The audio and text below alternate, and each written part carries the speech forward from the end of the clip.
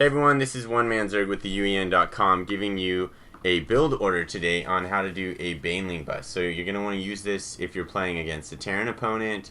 You can also kind of use it if you're playing against a Zerg player, because a lot of times Zerg versus Zerg, they go with that early Baneling build so that they can counter the opponent's Zerglings, and then it's just a matter of who can micro their Banelings better.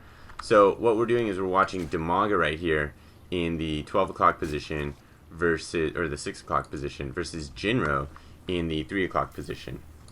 And so Demaga, what he did was he went with a 9 Overlord, and what that is when you get to a count of 9 up here in terms of your unit count, you then use your next unit construction to build an Overlord, and then you build a drone, and then after the Overlord pops, you build some more drones.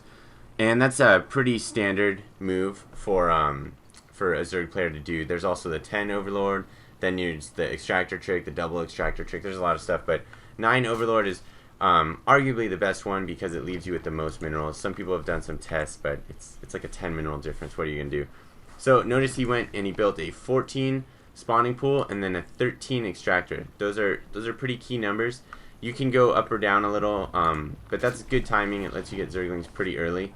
And then after that, he just continues to build more drones, and then game's going to tick away, and you can see the Terran player is going to have a blockade up, most likely before the Zerg player can do anything about it and get in. And then here on 15, he's building an Overlord. So that's another thing you might want to notice. And then notice too that he has put 3 drones on the gas so he can start racking up that gas, because you need to have gas so that soon after you get your spawning pool, and see that Overlord, that's perfect timing, gets to 18, now 19 units right when it spawned because he built it on 15.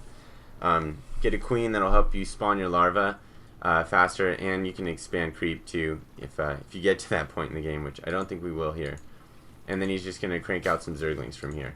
So after that Overlord pops, he has the space to build all those Zerglings, and he's going to bring those Zerglings over to his opponent's base relatively quickly while continuing to just build more Zerglings. Because at this point, your economy with all these drones, mining, you have enough of an income to keep up your Zergling production.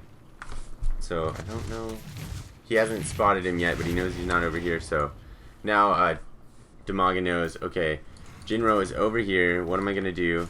He drops this Baneling nest right at 21 count, and he's going to use that. And then what he's going to do is he's going to bring his Zerglings over to this side of the map, maybe test the front entrance a little of his opponent's base, and then bring his Zerglings over here in a safe position to morph, because you don't want to morph into Banelings when you're right next to your opponent's base. Safe because it's not likely that Jinro's troops are going to come out that far, and he can still test it with some Zerglings to see if it's open or not.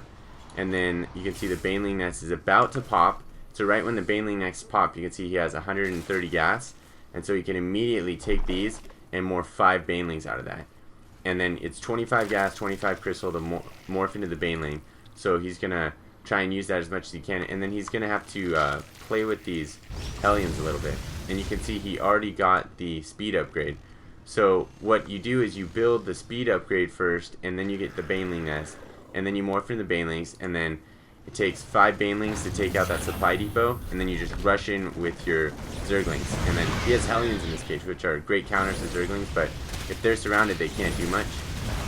And then he's just going to continue to build those Zerglings and move them over to attack his opponent and leverage this open door that he has, because the Terran player now has to build a supply depot and a tech lab or an add-on or reposition his building to stop this, and there's just too much chaos going on for all that to happen. So you see Demaga comes in here, morphs another Zergling into a Baneling, probably going to try and use this to splat on the line of SCVs that are working, because Banelings are very effective against light units, that includes workers.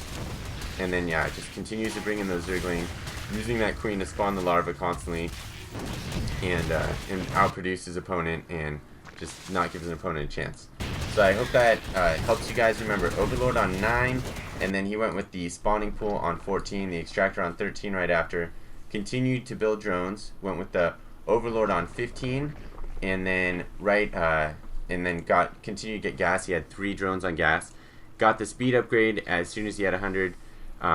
gas, and then got the Baneling nest as soon as he had gas for that, and got the Baneling nest on 21, and then just moved over to his opponent's base and morphed those Zerglings into Banelings in a safe area, well away from the base that's not going to be noticed by the Terran player, because you don't want him to interfere with that.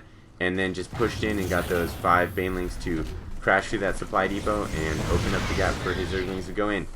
I hope that works well for you. If you have any comments to leave them below the video, or if you have any questions, leave them in the comments below the video.